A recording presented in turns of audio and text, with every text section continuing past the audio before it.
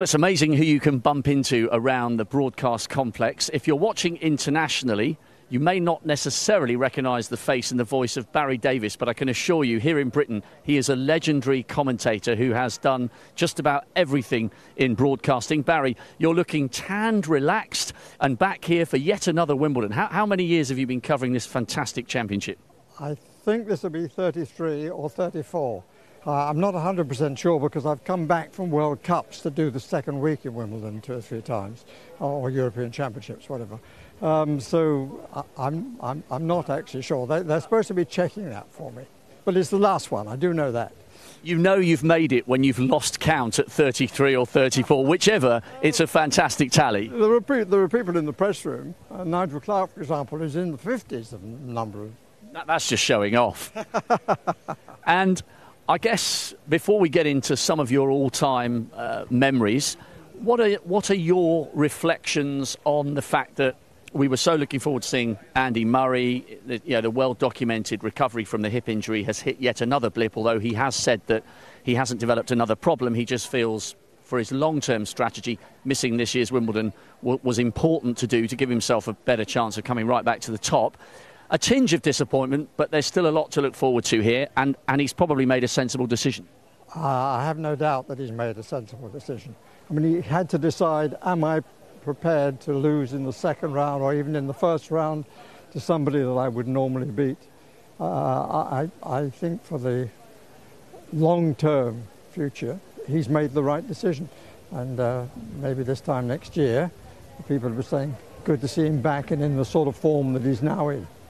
What did you make of the form he produced against Kyrgios at Queen's and the outing he had at Eastbourne?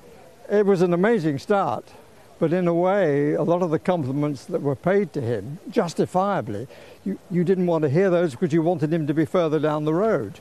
People were saying it's amazing how quickly he can do this, but looking in terms of Wimbledon, you knew he had to do it a little bit better than that, and over 5 sets.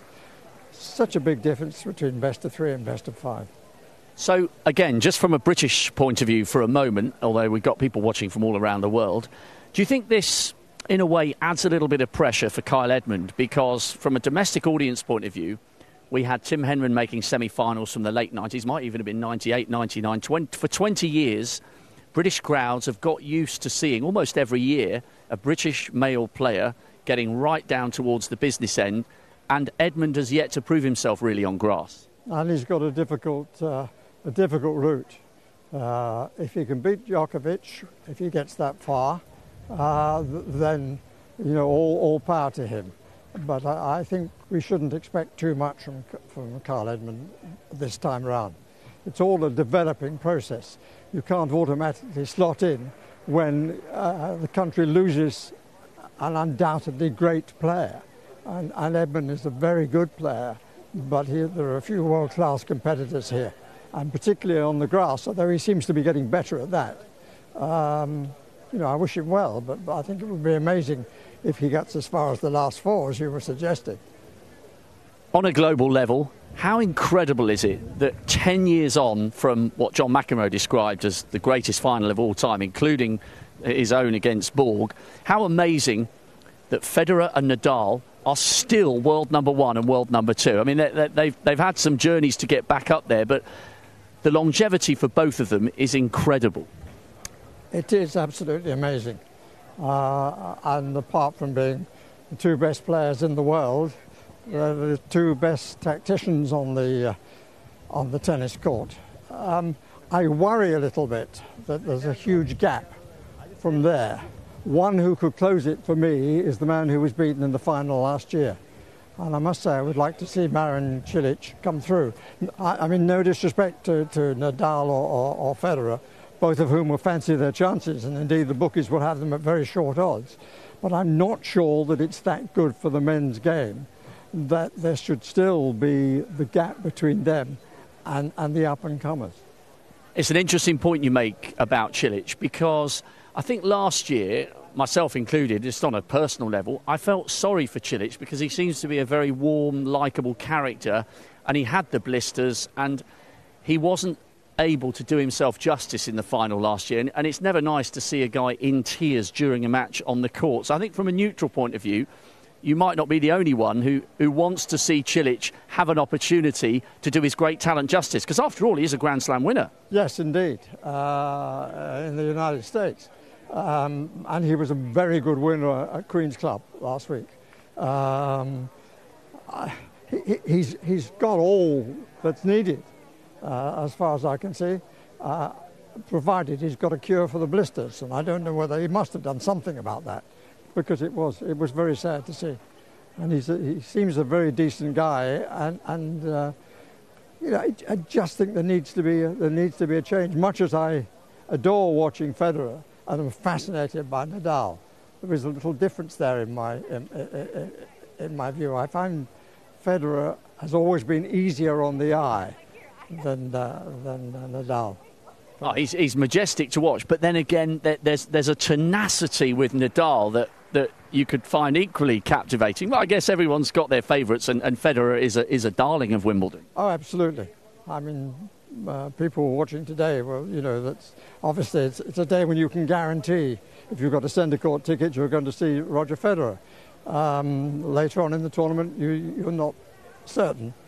But I know that my wife is trying to work out whether she should come this day or this day in order to be sure that she's going to see Federer. Well, I think a man of your vintage, with the status and standing you've got around here, a couple of tickets will be poked in your direction for Mrs. Davies, I'm certain. Talking about the Women's Championship, there were a few people raising an eyebrow or two about Serena Williams having been given a seeding. You know, she hasn't played that much. She's coming back from maternity leave, as it were. What was your view on that? Was that a little bit of a song and a dance? I mean, surely someone who's given the sport so much deserves to have a seeding, perhaps, because of how long she's been around before having a baby.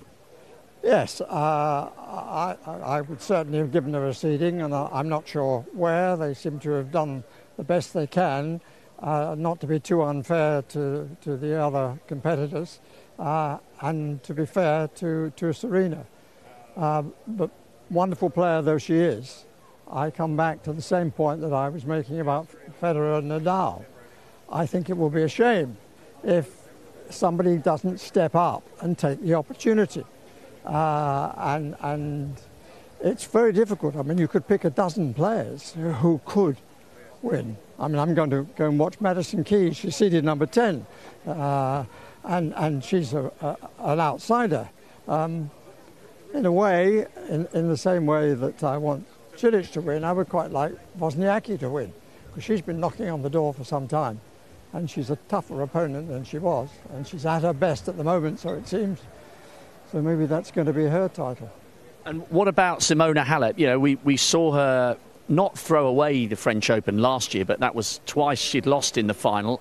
Now she's got over the line and she knows what it takes to be a Grand Slam winner. She's seeded number 1 here. Maybe she could get on a roll. Possible, of course. She has to prove herself here. It's very difficult. I mean, there are quite a few players down the years who should have won Wimbledon and didn't win Wimbledon. I mean, I would be very pleased if she won it.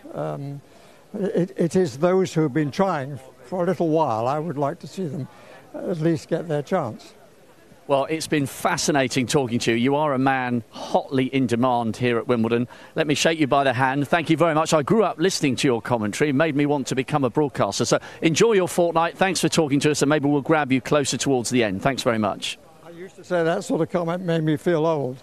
But now, as I'm commentating still at the age that Dan Maskell was, though nothing like as good as he was or as knowledgeable as he was.